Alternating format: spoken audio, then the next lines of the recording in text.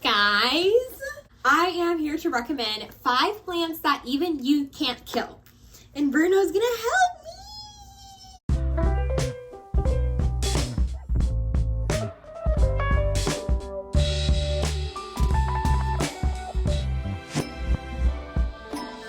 So if you are not in your pajamas and you don't have a cup of tea, pause the video, grab a snack, grab a cup of tea, some ice cream, some edamame, whatever you want, and put on your most comfy pajamas because we're just gonna chill, girl, and talk about plants. So you guys, I have been thinking long and hard, and by long and hard, I mostly just mean like for a good 15 at work this morning, but I felt I did choose 5 really good plants that I can recommend with confidence that most people I don't think can kill that easily.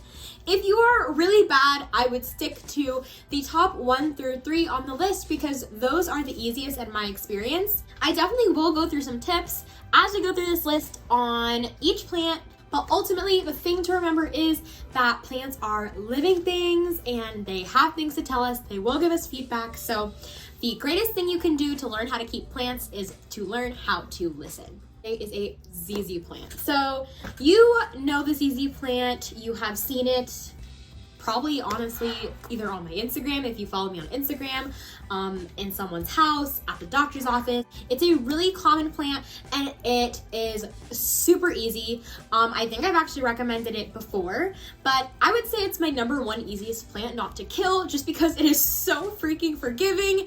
I have neglected mine and through my worst depressions, it has survived.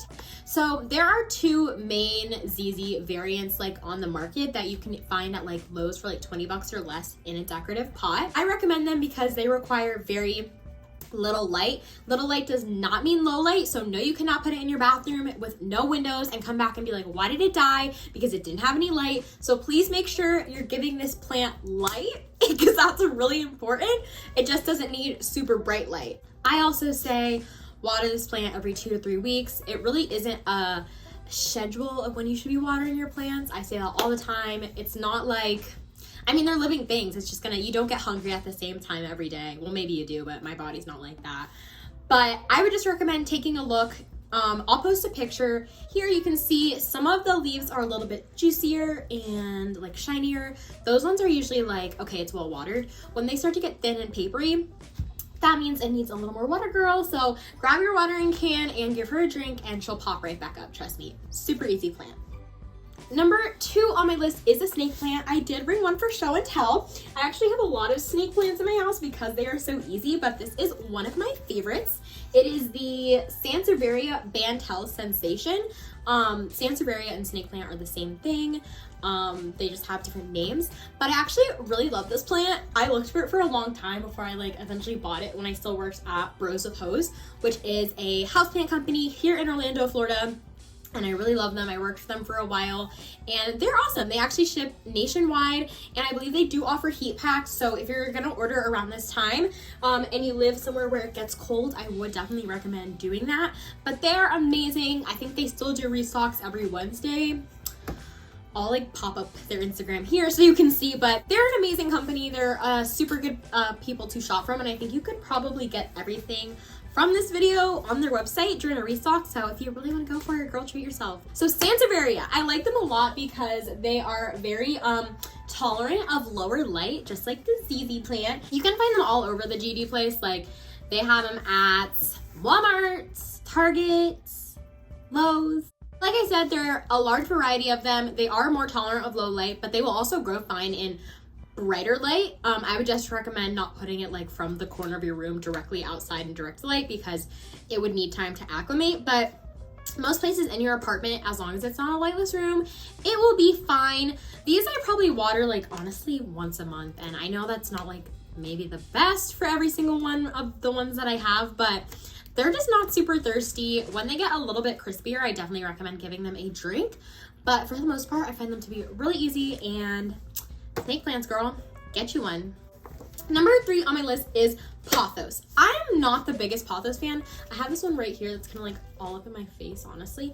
But I mean, they're a good plant. They grow fast. If you're in Florida, you can literally walk outside and sneeze and take a cutting and like bring it inside and grow it. But they are easy. I do put this one at number 3 because unlike the ZZ's plant and the snake plant, I find pothos to be a little bit more sensitive to over or under watering, which makes sense because the leaves aren't as robust as a Sanservieria. They're a little bit thinner, like more normal leaves.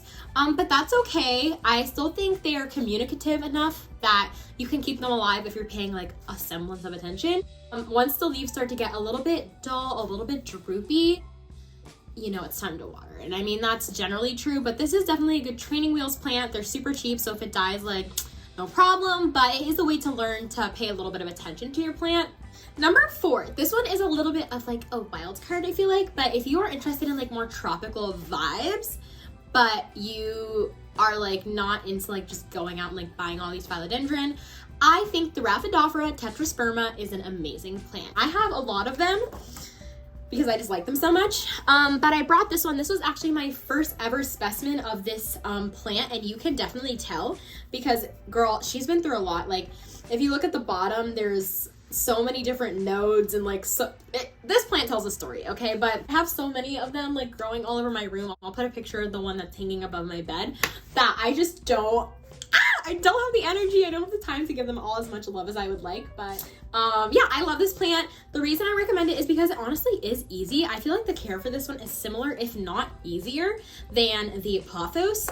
It's kind of the same thing. When it gets a little bit wilty and sad, I give her some water, but I would say I water this plant probably once a week, every 7 to 10 days-ish, and in brighter light, they definitely take off, but they'll tolerate like medium light as well. I just think this is a really cute plant. I like its like trailing, or I guess climbing. It's climbing growth habit. The leaves are so cute. It's just like, I don't know, I just love everything about this plant. And they used to be like really expensive and like quite rare back in the day. I say back in the day, I mean like 2 years ago maybe, so not that back in the day, but now they're really accessible. Just look up Monstera Ginny or Mini Monstera. You can probably get one for like 15 bucks. I don't know, maybe less if you get lucky.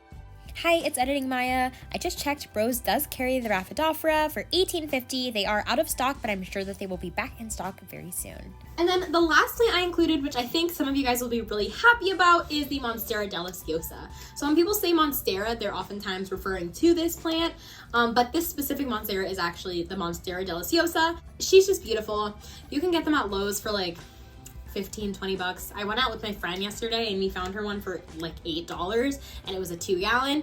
I love mine. This is probably my 4th one of this plant that I've owned since I've started because, girl, I have the worst luck with these because I got thrips a lot, but I got bugs a lot because I just be taking plants from outside and it's like, don't be like me, okay? These plants are easy. They do want a little bit more light, so I would definitely recommend maybe putting it on a plant stand in your den or your study, like near a window. I think it would do really well. These plants will also, they're vocal. They'll tell you when they're thirsty. I just watch for mine like wilting a little bit, similar to my pothos, and give her a chug of water. I do find them to be a little bit thirstier, especially in higher light. Yeah, I mean, I find them to be honestly easy plants. I will say if you struggle a little bit with watering, I would go for some of the easier 1 or 2 top plants on this list before moving on to the Monstera, just to better your skills at seeing what your plant is asking from you before moving on to this one. But they're honestly so affordable and so plentiful that I really wouldn't worry about just going out. That leads me to the 3 tips I did want to share before closing this video out. The first is start low and go slow. If you're anything like me, when you get into something, you're just like, that's it, like that's all you can think about, like it takes over your life, which is fine. Like plants are honestly a good thing to have take over your life, take it from me, but it can be hard to like focus on the needs of all of your plants and really train your eye when you're taking care of like, you know, a million plants. So I would definitely say, you know, maybe get a plant or 2 and practice, you know, checking on it every day, you know, seeing what it needs, noticing is it growing towards the light, noticing how it's doing, and honestly just observing, maybe even taking notes. And it honestly is a really meditative practice. That's one of the things that I really enjoy about my houseplants is I find they help me manage my anxiety because it is that kind of meditative time in the morning to like see how they're doing, notice how their surroundings are affecting them. And that really is like one of my biggest lessons, I guess, that I've learned and that I want to share, is just that process of teaching yourself how to understand what your plant wants from you. Thing 2 is don't be discouraged. These are honestly lessons that I would say go beyond just plants, but you know, I kill plants all the time, and I feel like my friends, they're always like, you know, how do you take care of so many plants? And like, I don't understand, like you have a really green thumb. And the thing is that I don't like, I killed so many plants and I still kill plants. And the reason these are alive is because I've killed before and I kind of found out what worked, found out what didn't. It's different for everyone. We all live in different states. Emergencies come up and plants die. So it's like, I don't want it to be a stressful thing. I want everyone to keep plants because it's my hobby and I think it's amazing. But I don't want people to get discouraged. Like, oh, I'm not going to try a Monstera again, you know, because I killed one. Like, girl, I've killed 3 and I still have issues. So you'll learn and you'll take those lessons with you and you'll gain wisdom. I'm literally like 22 years old and I'm like all this wisdom. But it's true, okay? I promise. And that kind of leads into my tip 3, which is just experiment. Like, if your plant's having trouble, like take a cutting of it and put it in the window somewhere else. Like, see if that does better. You know, try watering at different times. Try, I don't know, go look up other houseplant YouTubers and like try things they do. Like, that's honestly what I do. I'm doing little experiments with my plants all the time. I'm trying new products. I'm going out foraging for different things, like watching what my plants like, watching what they don't, doing postmortems and seeing when plants die, like why did that happen? And just learn and experiment and grow. Like, it's okay. Like, it's okay to mess up. Like, if you don't mess up, you're not doing it right, because you're going to. Like, that's just part of the fun, is like experimenting, learning, and taking those lessons forward with you.